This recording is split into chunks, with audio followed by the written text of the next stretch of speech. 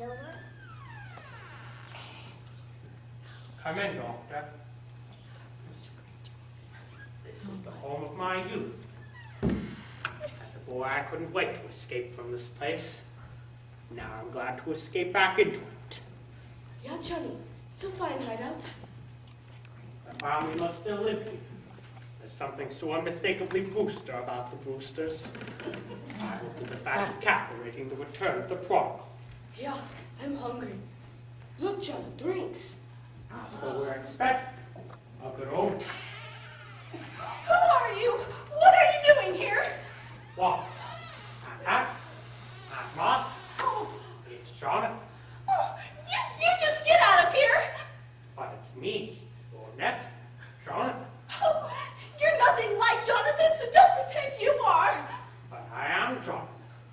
And this is Dr. Einstein. Oh, and he's not Dr. Einstein either. Not Dr. Albert Einstein, Dr. Herman Einstein. Who are you? You're not our nephew, Jonathan. I see you're still wearing the lovely garniture that Grandmother Brewster bought you in England. And you, Aunt Martha, still the high collar to hide the scars from where grandfather's acid burned you. His voice is like Jonathan's. Have you been in an accident? No. My face? Dr. Einstein's responsible for that. He's a plastic surgeon. He changes people's faces. Oh, but I've seen that face before. Oh, Abby, do you remember when we took the little Schultz boy to the movies and I was so frightened? It was that face! Easy, Johnny, easy. Don't worry, ladies. The last 5 years, I give Johnny 3 new faces. This last face, I saw the picture too just before I operated, and I was intoxicated. You see what you've done with me, Doctor? Even my own family. Now, Johnny, you're home in this lovely house. How often he tells me about Brooklyn, about this house, about his Einstein he loves so much. I know it's you, Johnny. You know it's Jonathan. Speak to him. Tell him so. Well, Jonathan, it's been a long time. Where have you been? Yes, Jonathan, what have you been doing all these years? Well, I've been in South Africa, England, Australia, the last 5 years Chicago. Dr. Einstein and I were in business there together. Oh, we were in Chicago for the World's Fair. We found Chicago awfully warm. Yeah, it got hot for us too. Well, it's wonderful to be in Brooklyn again. And you, Aunt Hannah, Aunt Martha, you don't look a day older. Still just as I remember you. Sweet, charming, hospitable. And dear Ted, did he get into politics? My little brother, Doctor, was determined to become president. Oh yes, Teddy's doing fine, just fine. And, Mortimer's well too. I know about Mortimer. I've seen his picture at the head of his column. Obviously fulfilled all the promise of his early nasty nature. We're very fond of Mortimer. Well, Jonathan, it's very nice to have seen you again. Bless you, Aunt Martha. It's good to be home again. Martha, we mustn't let what's on the stove boil over. Yes, if you'll excuse us just a minute, Jonathan.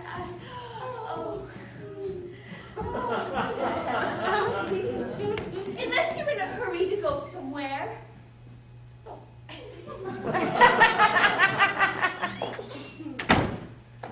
Johnny, where do we go from here? We got to think fast. The police have got pictures of that face. I got to operate on you right away. We got to find a place for that. And we got to find a place for Mr. Spinazzo, too. Don't waste any word on that rat. But Johnny, we got a hot stiff on our hands. Forget Mr. Spinazzo. But you can leave a dead body in the rumble seat. You shouldn't have killed him, Johnny. He's a nice fellow who gives us a lift, and what happens? He said I looked like Boris Karloff. That's your work, Doctor. You did that to me. Now, Johnny, we found a place somewhere. I fix you up quick. Tonight. But, Johnny, I got to eat first. I'm hungry. I'm weak. Jonathan, we're very glad that you remembered us us and took the time to come and say hello. Oh, but you were never happy in this house, and we were never happy when you were in it. So we've just come to say goodbye. I can't see your feelings towards me come as a surprise. I've spent a great many hours regretting the many heartaches I must have given you as a boy. Oh, you were quite a trial to us, Jonathan. But my deep regret is for Dr. Einstein. You see, I promised him that no matter how rushed we were coming through Brooklyn, I'd take him here for one of Aunt Martha's home-cooked meals. Oh, I'm sorry, but I'm afraid there wouldn't be enough. Oh, Abby, well, it's a pretty good-sized pot roast. Pot roast. Oh, I think the least we can do is... Thank you, Aunt Martha. Stay to dinner. Well, we'll hurry it along then. Yes. Oh, Jonathan, if you'd like to freshen up a bit, you can use the washroom in Grandfather's laboratory. Is that still there? Oh, yes, just as he left it. Oh, I'll go help Martha since we're all in such a hurry.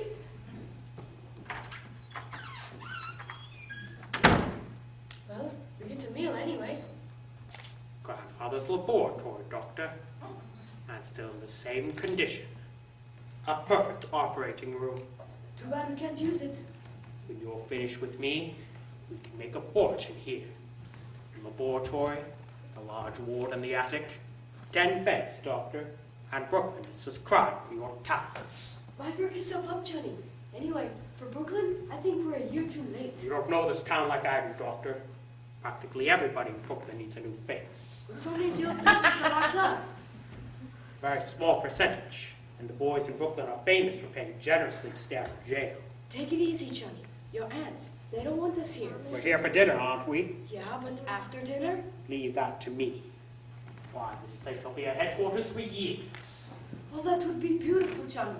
This nice quiet house, those aunts of yours, what sweet ladies. And have them go back at the bags, yeah? Doctor, you must wait until we're invited. But you just said We'll be invited. And if they say no? Doctor, two helpless old ladies. It's like comes true a beautiful dream. Only, I hope you're not dreaming. It's so peaceful. What makes this place so perfect for us? So peaceful. Charge!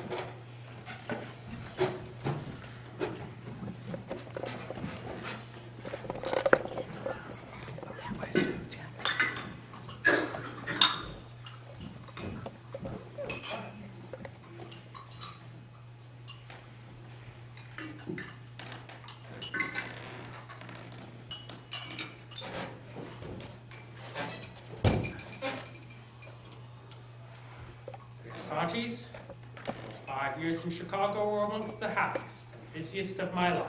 And from Chicago, we go to South Bend, Indiana. You wouldn't appreciate our efforts in Indiana, Doctor. Well, Jonathan, it seems you've led a very interesting life, but we really shouldn't have let you talk so late. I'm meeting Dr. Einstein, I might say, changed the whole course of my life. Remember, I was in the diamond business in South Africa, and in Amsterdam, the diamond market. Well, I wanted to go back to South Africa, and Dr. Einstein made that possible for me. Good job, Johnny. When we take off the bandages, this face looks so different, the nurse had to introduce me. I love that face. I still carry the picture with me. Oh, well, this looks more like the way you used to look, but I still wouldn't know you. I think we'll go back to that face, Doctor. Yeah, it's safe now. Well, Jonathan, I know you and Dr. Einstein wanted to get back to wherever you're going. My dear aunts, I'm so full of that delicious dinner that I'm unable to move a muscle. Yeah, it's nice here. After all, it's very late, and really, we have to. Is that Teddy? Hello, dear. Ah! I found it. I found it. What did you find, Teddy? The story of my life. My biography. Here's the picture I was telling you about, General. General Goethals and President Roosevelt at Columbia Cut. That's me, General, and that's you. My, how I've changed. Well, you see, the picture hasn't been taken yet. We haven't even started work on Columbia Cut. And now, General, we shall go down to Panama and inspect the new laws. Oh, no, dear, not to Panama. We go some other time. Panama's a long way off. Nonsense. It's just down in the cellar. The cellar? Oh, we let him dig the Panama Canal in the cellar. General Goethals, as President of the United States, Commander-in-Chief of the Army and Navy, and the man who gave you your job, I command you that you accompany me on the inspection of new locks. Teddy, I think it's time you went to bed. Excuse me? Who are you? Arbor Wilson, go to bed. You're not Wilson, but your face looks familiar. Let me see. You're not someone I know now. Perhaps later, on my hunting trip to Africa. Yes. You look like someone I might meet in the jungle. It's your brother, Jonathan, Teddy. He's had his face changed. So that's it. A nature faker. Oh, perhaps you'd better go to bed, Teddy. Jonathan and his friend have to get back to their hotel. General Goethals, inspect the canal. All right, Mr. President, we go to Panama. Oh, that's bully. Just bully. Follow me, General. It's down south, you know.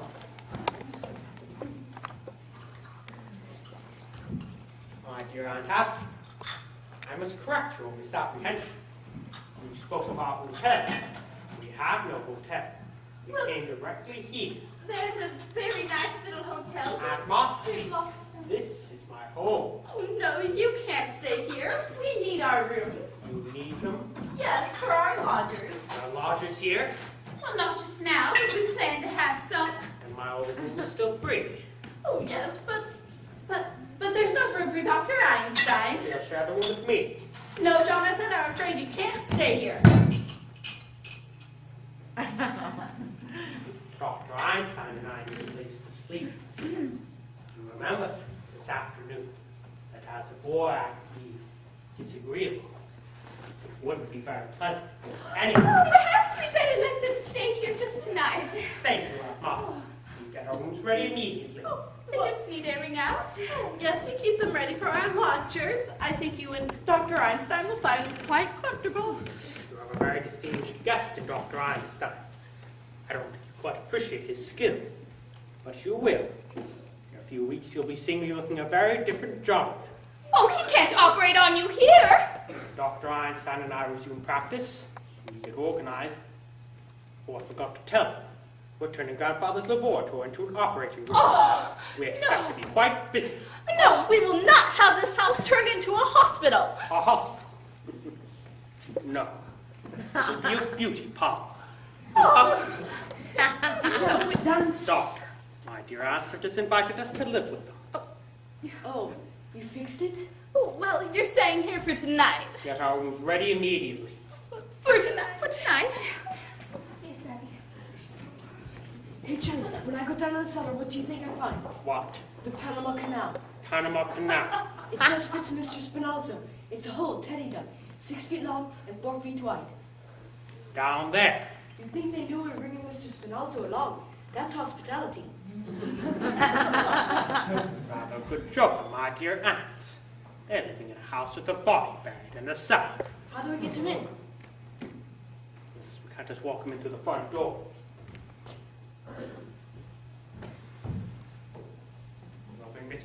We'll park the car around behind the house. And we'll bring Mrs. Spinazzo in through the window after they've gone to bed. Bed? Just think, we've got a bed tonight. Easy, Doctor. Remember, you're operating tomorrow. I fixed you up beautiful. And if you don't, Oh, well, your room is ready, Jonathan. You can go on can go along to bed. I'm going to park the car around behind the house. Oh, well, it's all right where it is until morning. I don't put the leaf in the street. That might be against the law. Oh.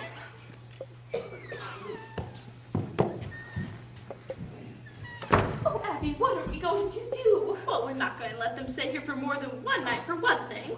What would people think? Coming in here with one face and leaving with another?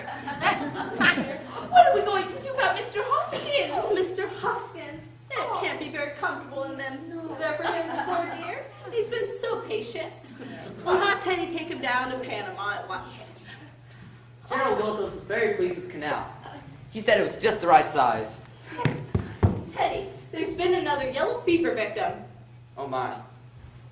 It's gonna be a shock to the General. Then we mustn't tell him about it, dear. But it's his department.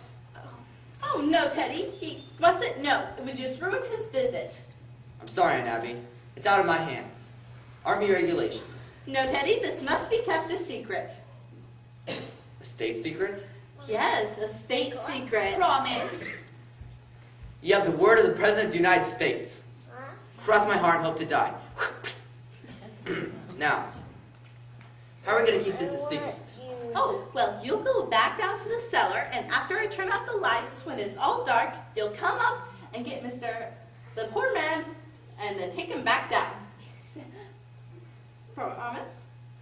Now, run along, Teddy. Yes, and we'll come down later and hold services. Where is the poor devil? Oh, he's in the window seat, dear. Oh my. It must be spreading. You've never had yellow fever there. We'll wait until Jonathan and Dr. Einstein go up, and then we'll hold the services. Yes, and then by the time they're asleep, we'll be dressed and ready for the funeral. Oh, Abby, I've never seen Mr. Hoskins. Oh, that's right, you were out. Well, you just come along and see him now. He really is quite good looking, considering he's a Methodist. We're bringing the luggage into here. Oh, your room is ready. You can go right on up. I'm afraid we'll keep working hours. You can go along to bed. Oh, but it's awfully late, and we don't go to bed this early. Well, you should. By 9 o'clock, prepare. Oh, we were planning to go. Not Mom. Hear me say, go to bed. Take the instruments to the laboratory in the morning.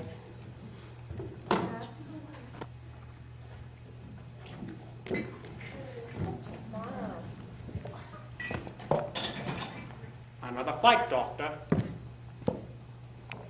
We're wrong, Aunt Martha.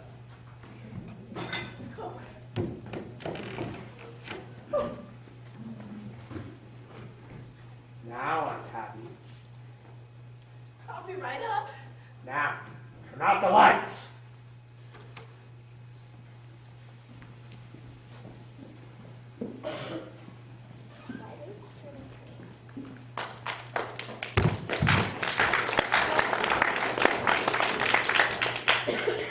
Hello, sir.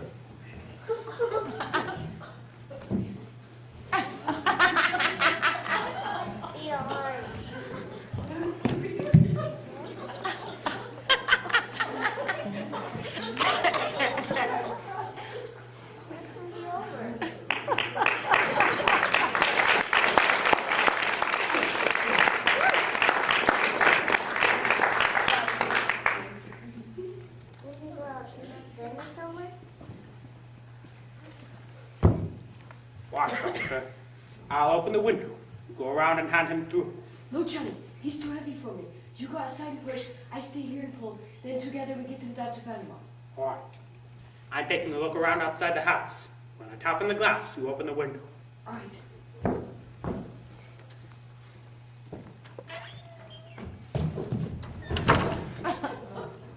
Who left this open?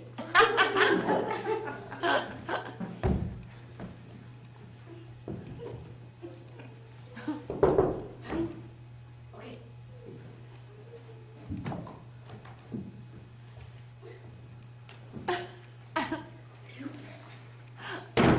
Wait a minute. You gotta select someone. Ah, Johnny, now I got it. Come on. That was me, Johnny. I slipped. More careful. Ah, Johnny, now I got it. Well, the shoe came off. Now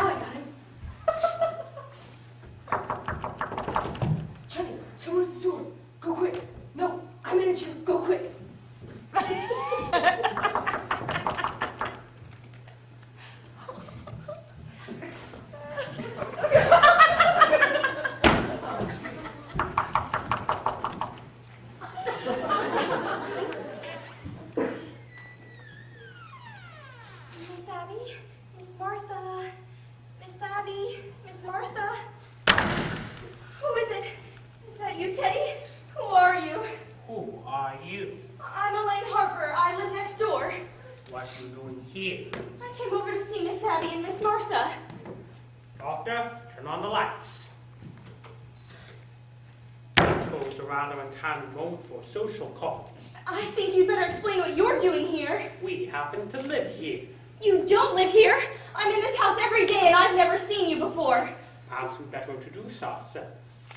This is Dr. Einstein, Dr. Einstein. a surgeon of great distinction, and something of a magician. And I suppose you're going to tell me you're Boris I'm Karloff. Jonathan Wooster. Oh, you're Jonathan. I see you've heard of me. Yes, just this afternoon for the first time. And what did they say about me? Just that there was another brother named Jonathan. That's all that was said. Well, that explains everything. Now that I know who you are, I'll just be running along back home. If you'll kindly unlock the door.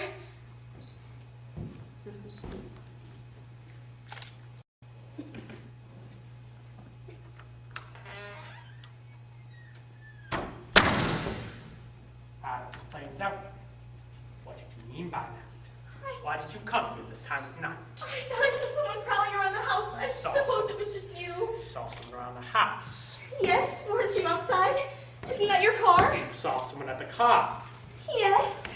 What else did you see? Just someone walking around the house to the car. What else did you see? Just that, that's all. You see, I was coming over to tell Miss Abby to call the police. But if it was you and that's your car, then I don't need to bother Miss Abby. I'll be running along. What was the man doing at the car? I don't know, you see, he was on my way over here. I think you're lying. I think she tells the truth, Johnny. We let her go now, huh? I think she's lying.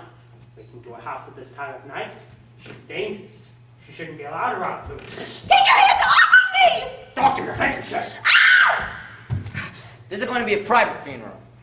Teddy, tell these men who I am! That's my daughter, Alice. Goodbye. No, Teddy! Ah!